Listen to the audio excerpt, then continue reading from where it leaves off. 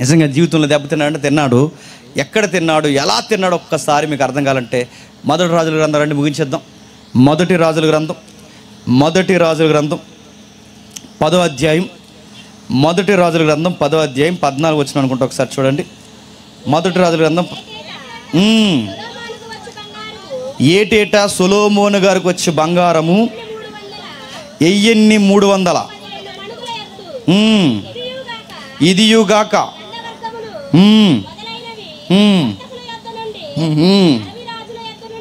Just దాని background బ్రీఫ్గా చెప్తాను వినండి.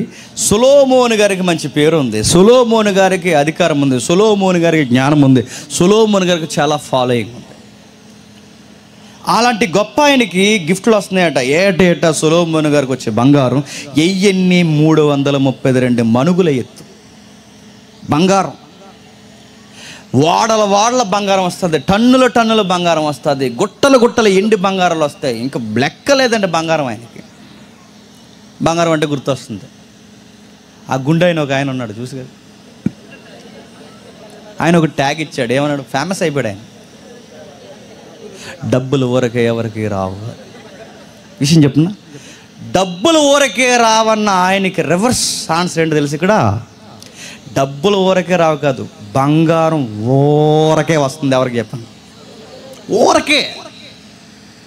జస్ట్ సొలొమోను దగ్గరికి ఎక్కడో రాణి వస్తుందట సేవాదేశం నుంచి. ఆవిడ వచ్చే ముందు ఒక వాడ బంగారం తెచ్చిందంట. ఊరకే బంగారం, ఊరకే ఎండ వస్తుంది. ఎన్నో ఇదంతయుగాక గంధవర్గములు, ఆ రోజుల్లో ఫేమస్ ఇవి గంధవర్గములు వర్తకుల యొద్ద నుండి, అరేబియా రాజుల యొద్ద నుండి, దేశ అధికారుల యొద్ద నుండి అతనికి చాలా బంగారం వచ్చి చుండు. రాజైన సొలొమోను సుత్తుతో కొట్టిన బంగారం అణువులు గల 200 డాళ్ళను చేయించును.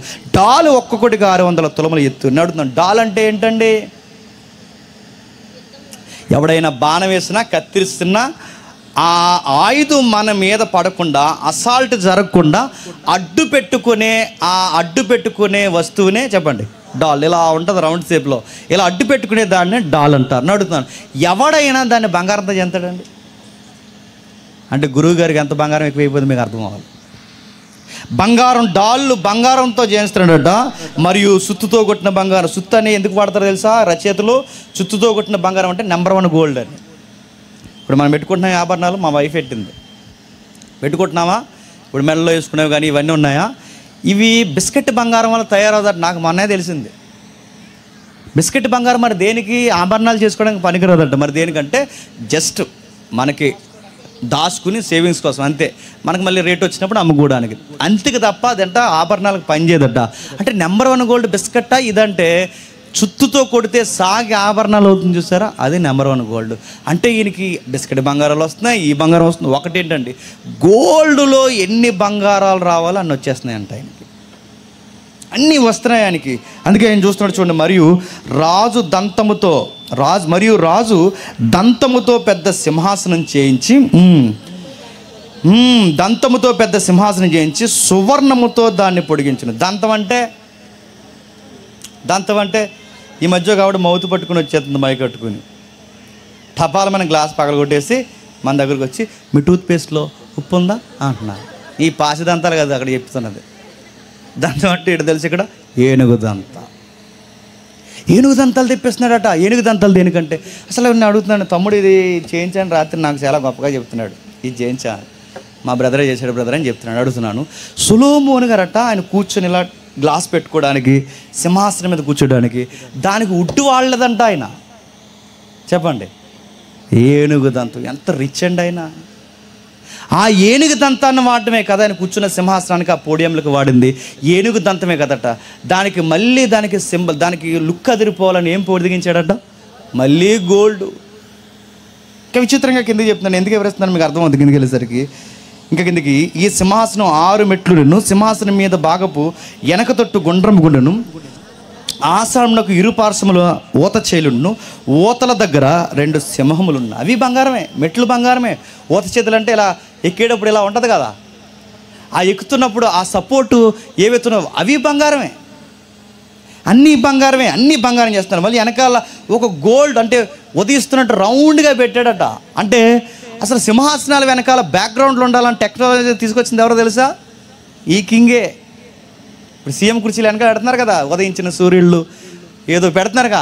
ఈ అంటే సింహాసనం వెనకాల బ్యాక్గ్రౌండ్ ఉండాలి, అది గోల్డ్ కలర్లో ఉండాలని ఇలాంటివి తీసుకొచ్చింది ఎవరు తెలుసా? రాయల్టీ తెచ్చాడండి.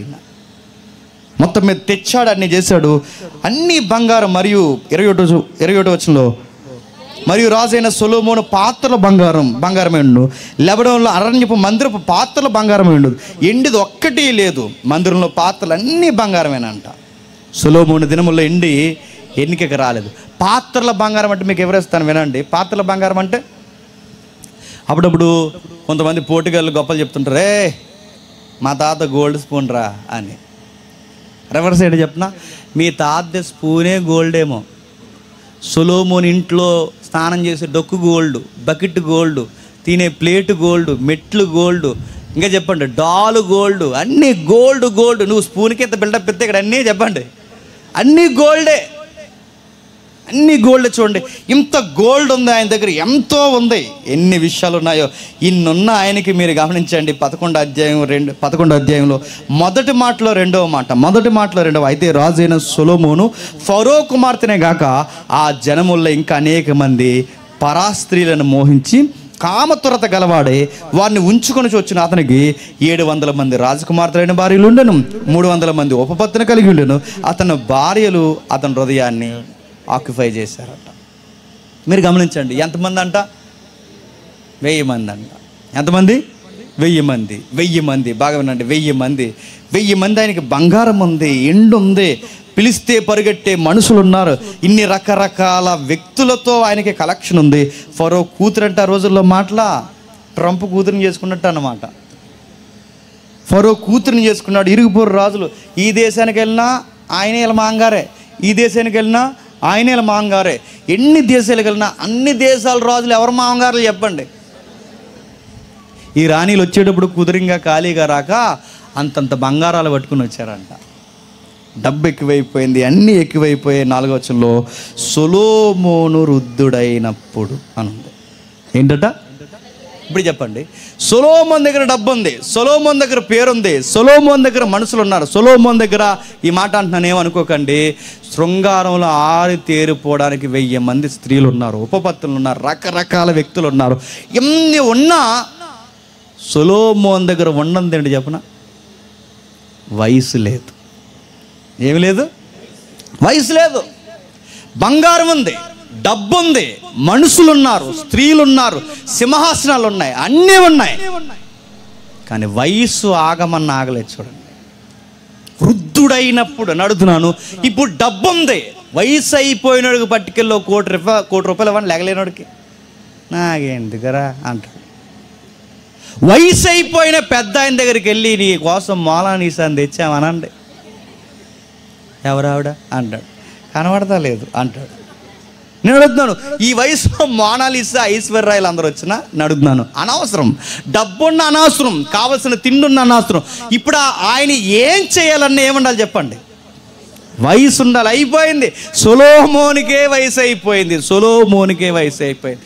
వయసు అయినప్పుడు బాగా వినండి, ఇప్పుడు ఆయనకి ఏం గుర్తొస్తాయి? నా దగ్గర డబ్బు ఉంది, నా దగ్గర స్త్రీలు ఉన్నారు, నా దగ్గర కావలసిన మనుషులు ఉన్నారు, కానీ నా దగ్గర ఆరోగ్యం లేదు, వయసు లేదు.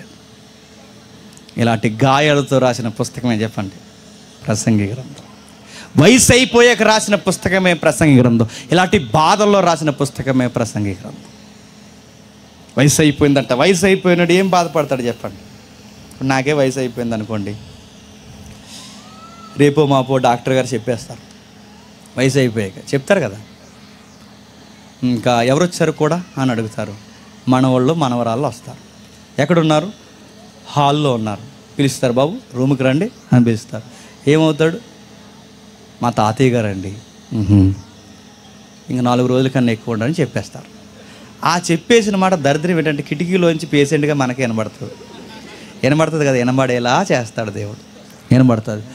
అప్పుడు చెప్పండి, ఇంక నేను చచ్చిపోతానన్న వార్త డాక్టర్ల వలనో మనవాళ్ళ వలనో నాకు తెలిసిపోయిన తర్వాత హాస్పిటల్ మంచం మీద నాకు ఏ థాట్స్ వస్తాయి చెప్పండి? నా ఫ్యామిలీ గుర్తొస్తుంది, నా వైఫ్ గుర్తొస్తుంది, నా పిల్లలు గుర్తొస్తారు. మొట్టమొదటి వైఫ్ గుర్తొచ్చినప్పుడు ఎలా ఉంటుంది?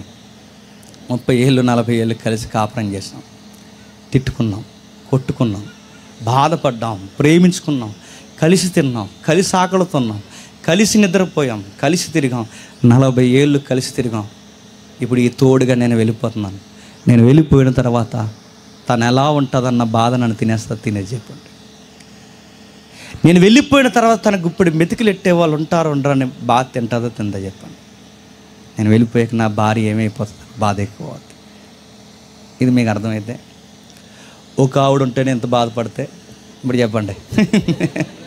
సూపర్ గారికి ఎంతమంది ఉన్నారు? ఒక ఆవిడ ఉంటే ఎంత బాధపడితే ఆయన ఎంతమంది ఎంత బాధపడి ఉంటాడు. ఆ బాధల్లోంచి రాసిన జ్ఞానోదయపు పుస్తకమే చెప్పండి.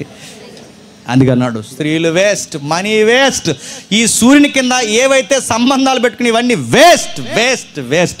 లైఫ్లో మిగిలేది ఏదన్నా ఉంది అంటే ఆ చివర్లు అంటాడు దేవుని కొరకు మనం చేసిందే మిగిలిపోతుంది అని. అది లేత వయసు అయినా నడిప్రాయమైన ఏదైనా చివరిలో మనకి మిగిలిపోయేది ఏదైనా ఉంది అంటే ఆ చివరి అధ్యాయం చివరి వచనాలు చెప్తున్నాడు చూడండి. 12వ అధ్యాయం ఇదంతయు వినిన తర్వాత తేలిన ఫలితార్థం ఇదే, దేవుని యందలి భయభక్తులు కలిగి ఆయన కట్టడలను అనుసరించి నడుచుచుండవలెను. మానవ కోటికి లైఫ్ మీనింగ్ ఇదే. చూసారా? భార్య ఉంటుంది అనుకుంటున్నావా? ఉండదు. భర్త ఉంటాడు అనుకుంటున్నావా? ఉండరు. పిల్లలు ఉంటారు అనుకుంటున్నావా? ఉండరు. నీ లైఫ్లో ఎలా ఒంటరిగా వచ్చి ఒకరోజు అలా పోతావు. ఆ రోజు నీ లైఫ్లో మిగిలిపోయేది ఏదైనా ఉందంటే నీకు దేవునికి సంబంధించిందే మిగులుతుంది. ఆ రోజు ఆయన కట్టడలను పాటించావా లేదా? ఆయన ఆజ్ఞలు తూచా తప్పకుండా జీవించావా లేదా? ఆయన తీసిన నియమాలు నువ్వు జరిగించావా లేదా? ఇదే మిగులుతుంది ఆ రోజు. ఆ రోజు గూఢమైన ప్రతి అంశమును గుర్చి దేవుడు విమర్శ చేయనప్పుడు ఆయన ప్రతిక్రియను, అది మంచిదే కానీ చెడ్డదే కానీ, తీర్పులోనికి తెస్తాడు. అందుకే ఒళ్ళు దగ్గర పెట్టుకుని జీవించి, లేత వయసు జాగ్రత్త, నడిప్రాయం జాగ్రత్త, వృద్ధాప్యం వచ్చేసరికి ఇంక చేసేది ఏముండదు నీ తలకాయ. ఆ తర్వాత స్మరించుతూ కూర్చోవడం తప్ప. అందుకే ఇప్పుడు సువార్త చేయాలి కూడా ఎంత చేయాలి చేసే. ఈ సభలో కష్టపడాలనుకుంటే ఎంత కష్టపడాలి అంత కష్టపడు. ఇంకా సభలో చేయాలి, ఎన్ని చేస్తావు చేయి. చర్చ్ అంటావో, యూత్ మీట్లు అంటావో, సండే స్కూల్ అంటావో, ఎన్ని చేస్తావో చేయి. ఉద్యోగం చేయి, చదువుకో, సంసారం చేయి. కానీ మరో పక్క దేవుడు నీకు ఇచ్చిన నియమాన్ని తూచా తప్పకుండా పాటించు. చదువులు ఉన్నావా? నీ చుట్టూ ఉన్న విద్యార్థులకి మాదిరికరంగా ఉండు. సంసారంలో ఉన్నావా? మిగిలిన సంసారాలకి జాగ్రత్తగా మాదిరికరంగా ఉండు. ఉద్యోగస్తులు అయితే తోటి ఉద్యోగస్తులకి మాదిరికరంగా. ఎక్కడున్నా సరే నీ నుంచి ఒక స్మెల్ రావాలి. అదేంటో తెలుసు, ఒక ఫ్లేవర్ రావాలి. దాని పేరు గాస్పల్. సువార్త సువార్త సువార్త సువార్త.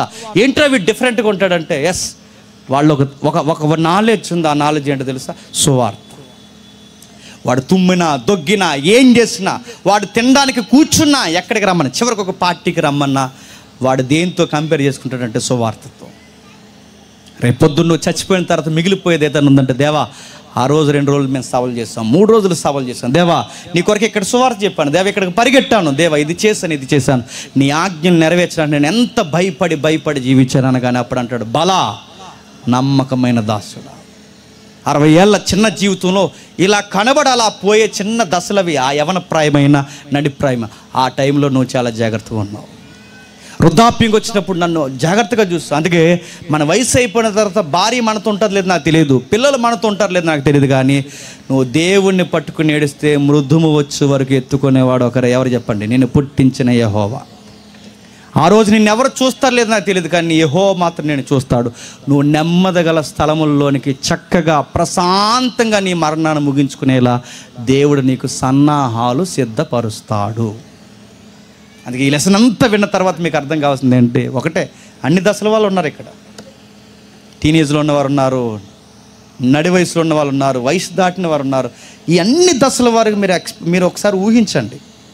చూస్తుండగా అయిపోలేదా స్కూల్ లైఫ్ చెప్పండి, చూస్తుండగా అయిపోలేదా కాలేజీ లైఫ్ చెప్పండి, చూస్తుండగా అయిపోలేదా నడిప్రాయం చెప్పండి, చూస్తుండగానే అయిపోతాయి జీవితం. మళ్ళీ చెప్తున్నా, ఇలా చూసి అలా చూసలుగా అయిపోయింది. సంవత్సరం చూస్తుండగా అయిపోవట్లేదా?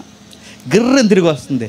ఏడాదులు చూస్తుండగా అయిపోతున్నాయి. నడుతున్నాను, చూస్తుండగా అయిపోతాయి. కానీ ఒక్కడ గుర్తుపెట్టుకోండి, ఎన్నైనా చూస్తుండగా అయిపోతాయి, కానీ ఎప్పటికీ తరగని ఆస్తి ఉందంటే నువ్వు దేవుడి కోసం చేసిన ఆ యాగాలే ఎప్పుడు గుర్తుంటాయి. గుర్తుపెట్టుకో. ఇంత విన్న తర్వాత నేను చెప్పకపోతే ఈ లెసన్కి అన్యాయం చేసినోడిని అవుతా. ఇంత విన్న తర్వాత మీకు ఏమనిపిస్తుంది అంటే,